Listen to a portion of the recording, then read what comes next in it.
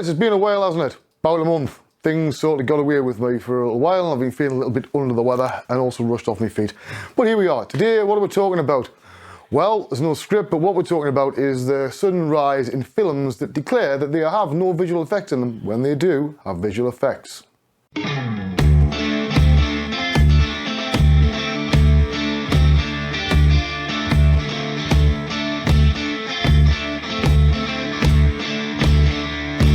Okay, so there might be a few spoilers in this for recent films.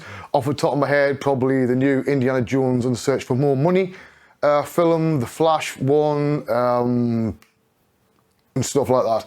I haven't seen Oppenheimer, I have not seen Barbie, however, I will be covering both films.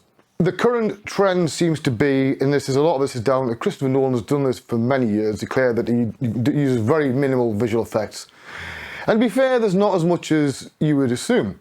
You just like to do things in camera, great. Sometimes that makes absolutely no sense and it's more expensive to do it in camera than it is to just have a visual effects artist doing it. Where a lot of people have a problem at the moment with Oppenheimer is there is one slide that credits a handful of people, and I think there's 140, well over 100 artists that are uncredited that work on that film. He would like you to believe that everything you see on this wonderful IMAX film is all done in camera. It's not.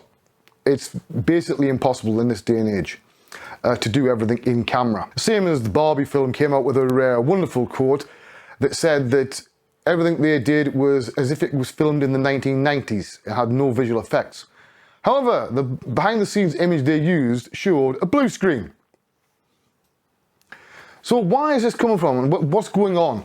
And I know some of you will have seen the Flash film with the absolutely fucking horrendous CGI in that. You know, bearing in mind how long that film was in development and how long it was held back because of COVID and because, you know, of the actions of their lead star, it should have looked a lot better.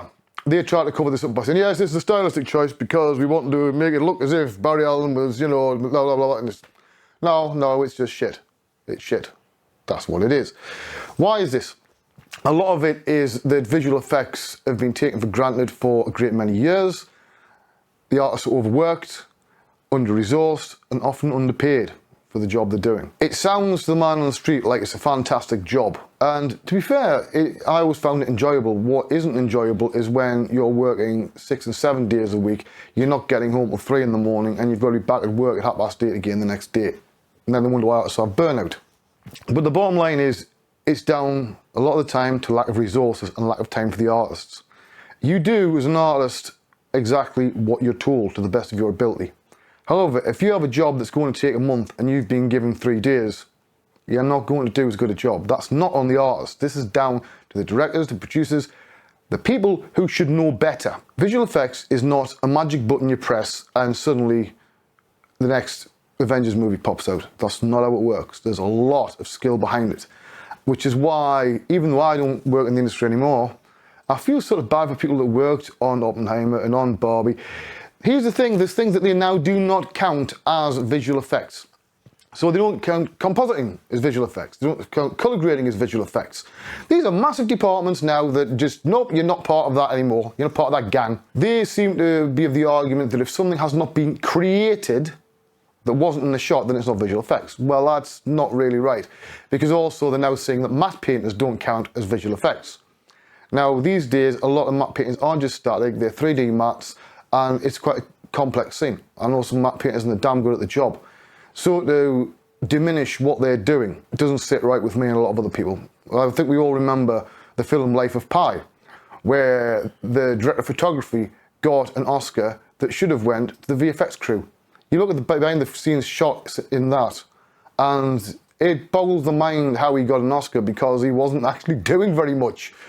You know, 90% of the frame was all visual effects. But, you know, visual effects artists don't have a union. It's not in anybody's interest for them to have a union. Apart from the artists. Even if there was a union, the existing unions for, you know, other cameramen and crew and stuff like this, stuntmen, they already have their block. They've already negotiated where they get on the credits. It's why you look at any Marvel film that's packed full of, you know, big blue fucking sky beams and whatever bollocks they've got this time, that they've got the Avengers or whoever fighting. There's a lot of effects there. You take away the effects, you have no fucking movie. So where do the visual effects artists go? Down the bottom of the credits, below the T-boy. Really, it's less important than the T-boy. And you're saying that with a straight face? I think there's some directors that do give artists enough time to do their best job. The first one that comes to mind is James Cameron. Now, I have heard from people that worked with James Cameron how much of a pain in the arse he can be. But you cannot deny that the man makes good movies. They look beautiful. Not always a fan of the story, mind. You know, the Avatar films, really, I've got no desire to see the latest one whatsoever. I'm sure what I've seen is very beautiful.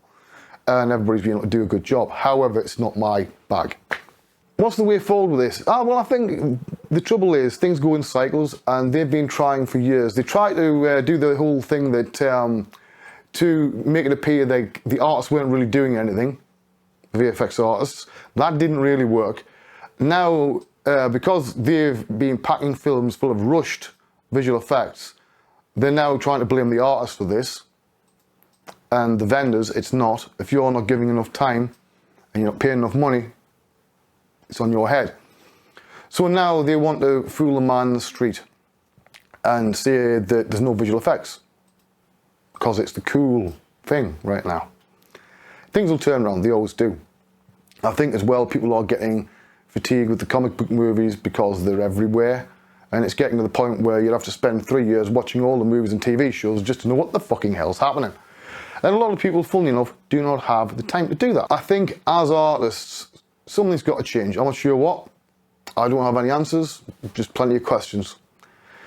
But I would say to people, be very aware. Don't always believe what you're told, because lying about visual effects on films goes back a long way. I remember when Lord of the Rings was made, and they declared that they were using this revolutionary facial motion capture.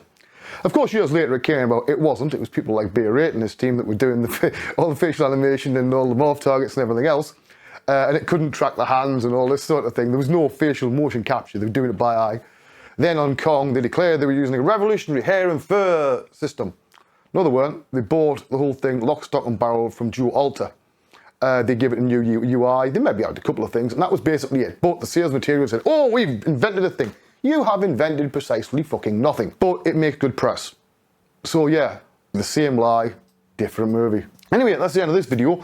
Try and look at this one, either here or here. I've got no idea what's happening. You might have noticed this frame has been extended somewhat, either side, because I'm trying some things out.